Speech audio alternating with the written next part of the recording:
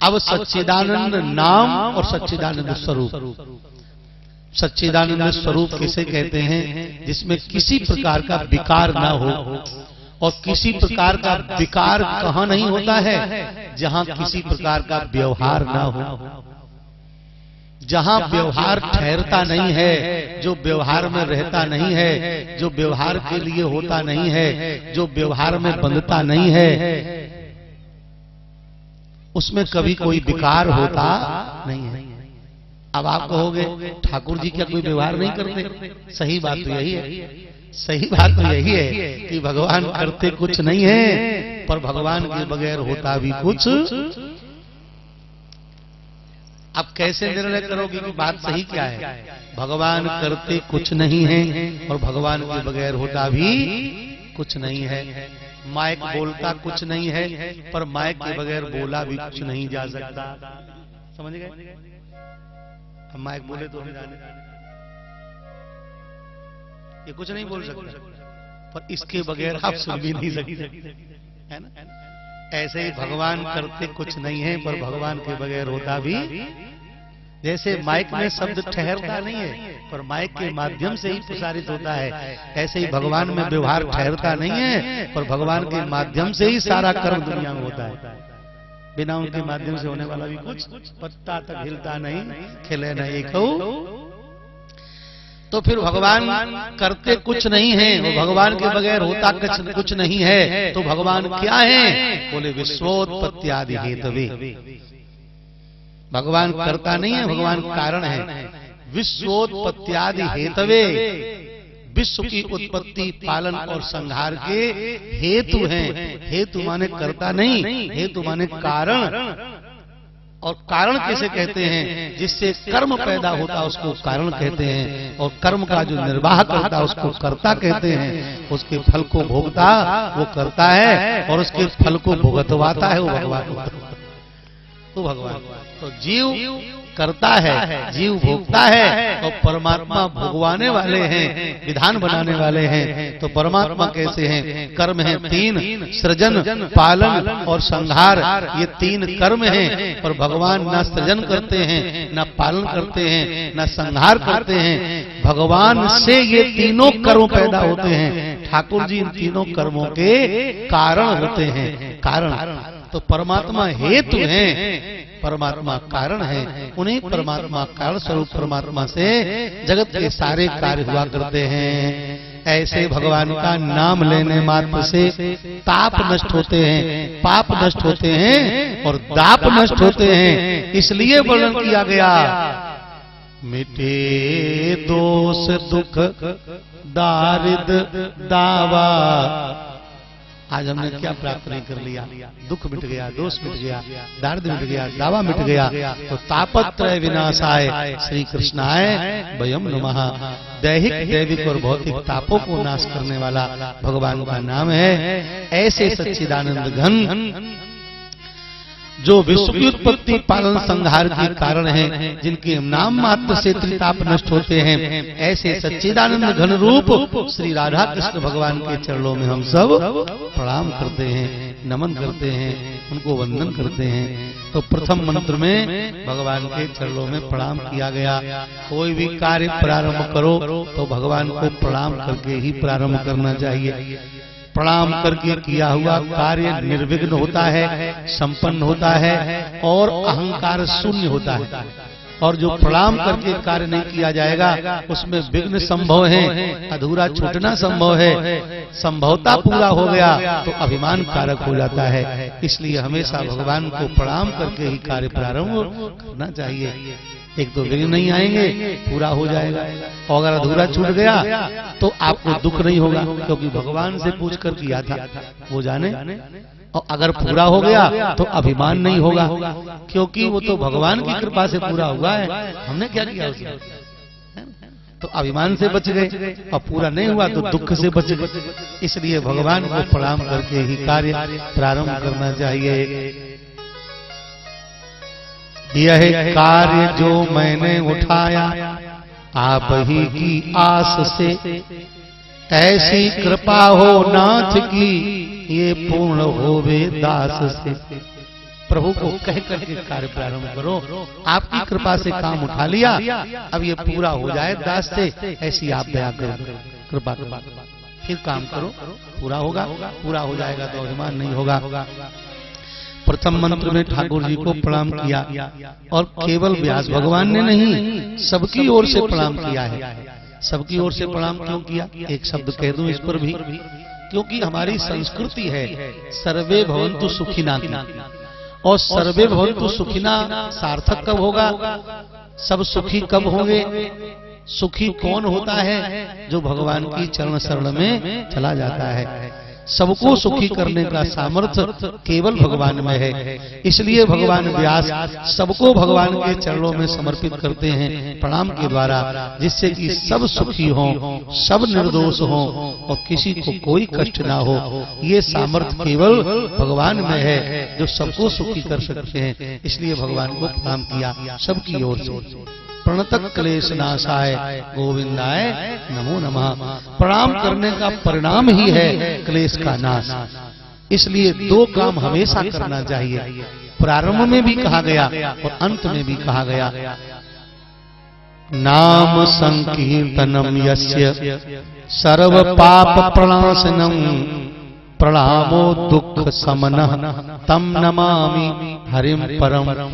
जिन भगवान का नाम कीर्तन करने से पाप मिटते हैं, जिन भगवान को प्रणाम करने से दुख मिटता है, तम हरिम, उन भगवान को हम सब प्रणाम करते हैं, नमन करते हैं।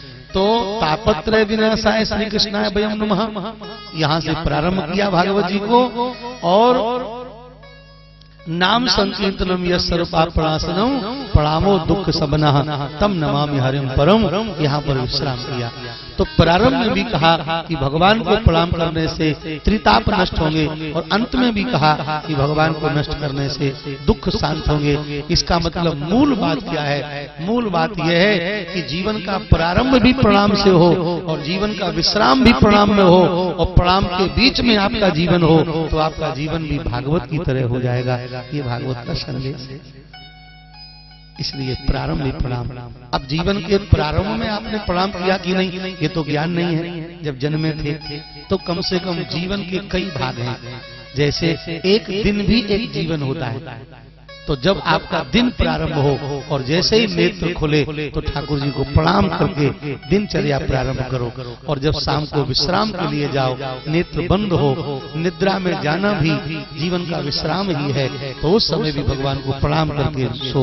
तो जागते समय तुरंत ठाकुर जी को प्रणाम और सोते समय ठाकुर जी को प्रणाम। ऐसा जो करता है तो गजेंद्र मोक्ष में ठाकुर जी स्वयं कहते हैं, उसको मरते समय मैं वो विमलमति देता हूँ कि मेरी स्मृति करके वो शरीर पूरा करता है और हमारे धाम को प्राप्त।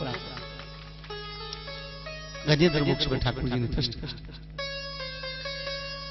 तो भागवत जीवन आपका हो जाएगा। कितनी सरल बात है और कितनी श्रेष्ठ बात है और कितनी सुंदर बात है और कितनी स्वीकार करने योग्य बात है। इसमें कोई पैसा नहीं लगना, नहीं लगना, केवल एक नियम बनाना है।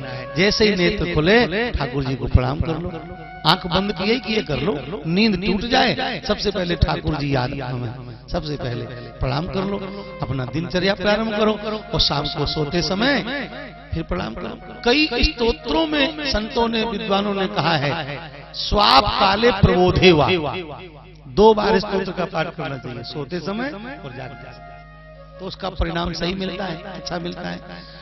तो महाराज कहते भागवत जीवन हो जाएगा आपका। इतना छोटा काम कर लो, दिनचर्या प्रारंभ से पहले भगवान को प्रणाम और दिनचर्या विश्राम के समय भगवान को प्रणाम, नेत्र खुलते समय भगवान को प्रणाम और नेत्र बंद करते समय भगवान को प्रणाम। ये लोग एक भजन गाते हैं, हम गा तो नहीं पाते।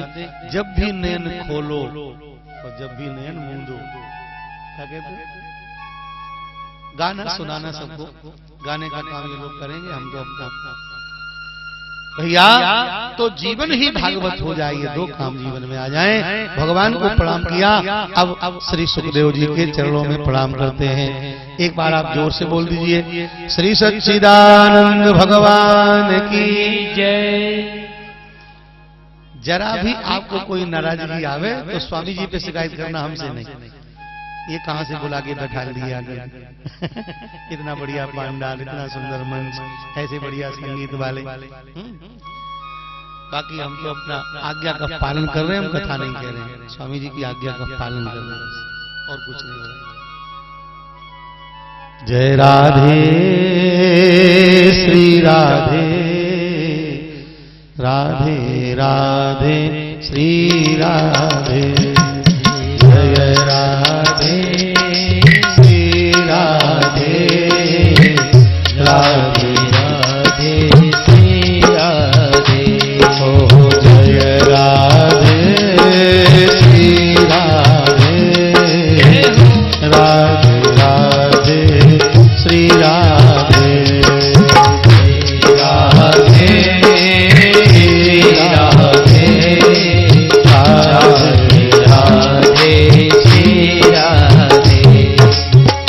राधे राधे श्री राधे, राधे राधे श्री राधे,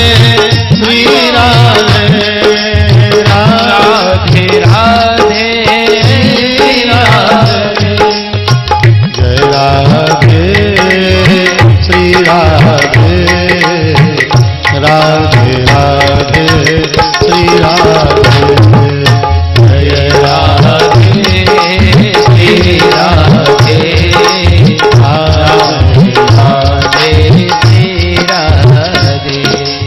राधे श्री राधे, राधे राधे श्री राधे, जय राधे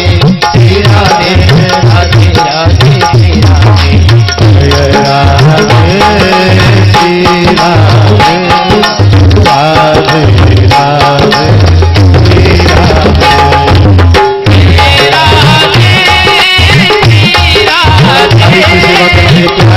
जय राधे श्री राधे, राधे राधे श्री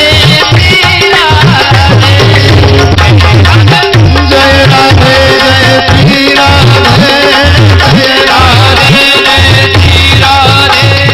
जय राधे श्री राधे, राधे राधे श्री राधे, जय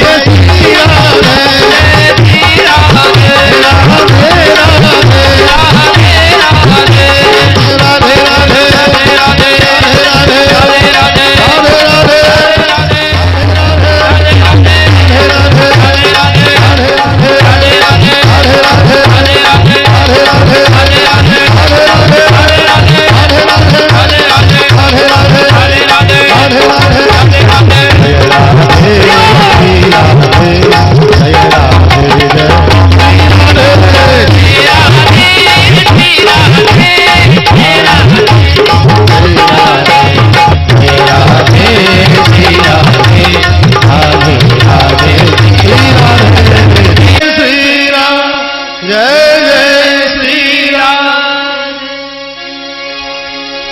जय राधे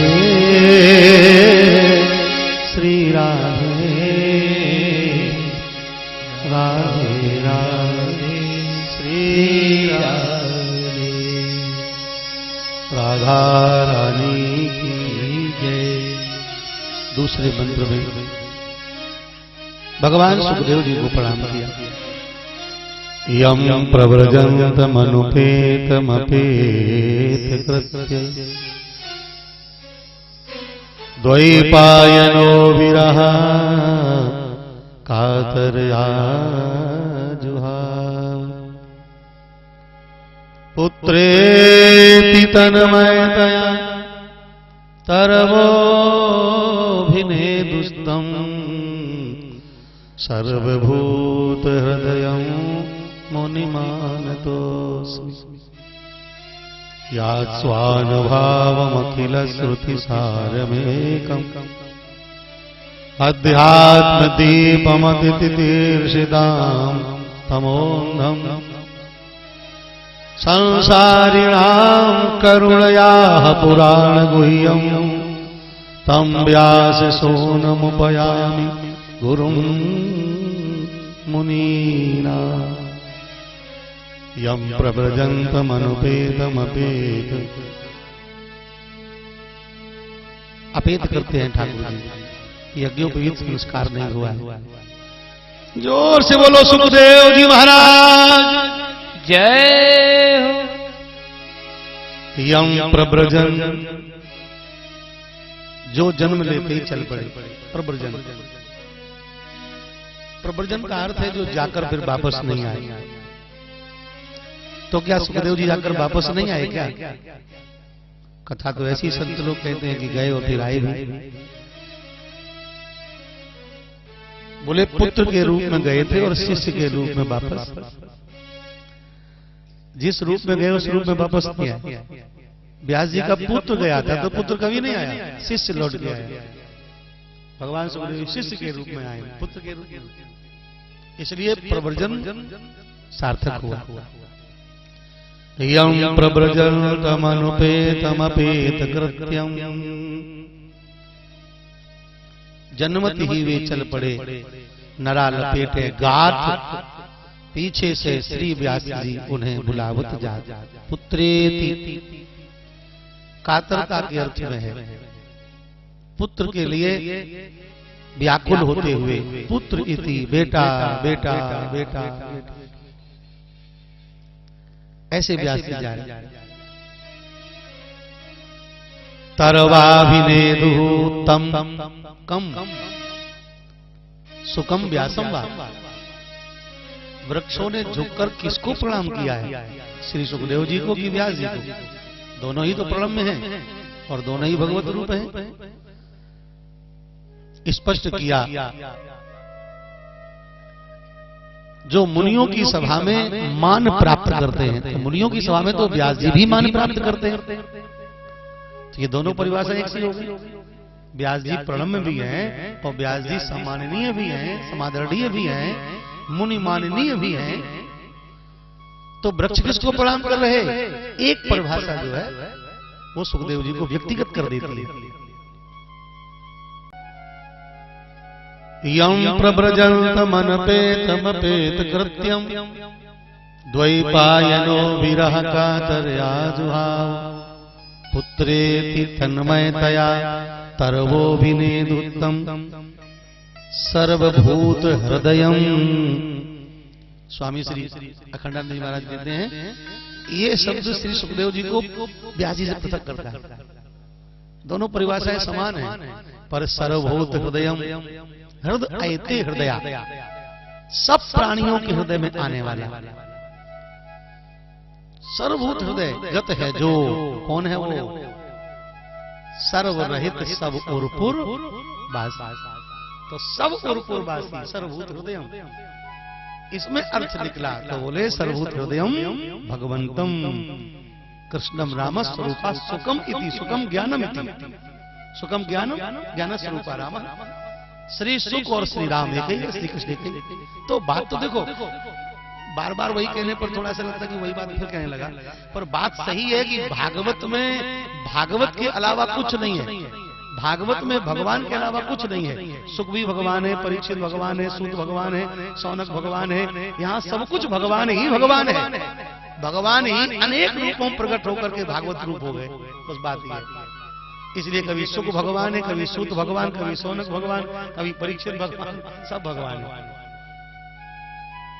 गहनों के नाम अलग अलग हैं, सोना सब में है। गहनों के नाम रख दिए, ये सूत है, ये सुख है, ये सौनक है, ये परीक्षित है, ये गोपी है, ये ग्वाल है, ये गाय है, ये बछड़ा है, ये वो, ये तो गहनों के नाम है। बाकी वस्तु रूप में तो एक ठाकुर जी ही है सब जगह। यही बात भगवान ने वसुदेव जी को समझाई है। समंत पंचक तीर्थ से वापस आए नारद जी का सत्संग पाकर, तो बोले आप तो ब्रह्म है। तो ठाकुर जी यही बात समझाई। तो महाराज निवेदन करते हैं श्री सुखदेव जी को ही वृक्ष प्रणाम कर रहे हैं। एक बहुत अच्छा तर्क है। सुखदेव जी को वृक्ष झुक रहे हैं कि आप व्यास जी नमनीय नहीं है? बोले व्यास जी भी नमनीय हैं, प्रणम्य हैं, पूज्य हैं, आदरणीय हैं, वंदनीय हैं, श्लाघनीय हैं, अर्चनीय हैं। तो वृक्ष व्यास जी को झुके, तो दोनों के किस गुण पर वृक्ष झुके हैं? बोले सुखदेव जी ज्ञान स्वरूप हैं, इसलिए उनका सम्मान कर रहे, और उस ज्ञान स्वरूप से सुखदेव जी को प्रकट करने का माध्यम से व्यास जी हैं, इसलिए राम भगवान हैं, इसलिए राम जी को प्रणाम। और राम भगवान को प्राकट्य के माध्यम से दशरथ जी महाराज हैं, इसलिए महाराज दशरथ जी। तो दोनों को प्रकट कहा गया। अब देखो ये कितनी विलक्षण बात है। श्री राम जी प्रकट हुए, ये भगत कह रहे हैं, और भगत प्रकट हुआ। राम जी के प्रकट होने का जो माध्यम भगत ही कहा जाएगा, वो भगत प्रकट हुआ, ये भगवान कह रहे। तो भगवान भक्त को प्रकट होना कहते हैं, और भगवान और भक्त भगवान को प्रकट होना कहते हैं। भक्त कहते भाई प्रकट कृपाला, और भगवान कहते थे दशरथ कौशल्या रूपा कौशलपुरी प्रकट नर, उनको प्रकट कहते हैं। तो अब ठाकुर जी भक्त को प्रकट होना कह रहे, भक्त ठाकुर जी को प्रकट होना कह रहे, तो इसका मतलब भक्त और भगवान दोनों ही प्राकट्य मूर्ति हैं। तो भगवान और भक्त में फिर कोई अंतर नहीं रह जाता। ऐसे बहुत मीठे मीठे प्रमाण मिलते, बहुत आनंद आता है महाराज। इसीलिए तो भागवत अमृत है, लेकिन शर्त बहुत बड़ी है, बहुत बड़ी शर्त है। किसके लिए अमृत है? रसिका भूमि भावुका, भूमि रसिकश्च भावुका। जो पृथ्वी पर रसिक लोग हैं और भावुक लोग हैं, उनके लिए तो भागवत है। बाकी लोगों को लगता है 5 बज गया, बंद क्यों नहीं कर रहे, ठंड भी हो रही है, भूख भी लगी है, बाकी तो ये सोचते हैं। पर जो रसिक और भावुक लोग हैं, वो मछली में, पानी में डूबी मछली की तरह अपना मुंह बाहर निकालना ही नहीं चाहते। उनको लगा कि और तो बज गया 5।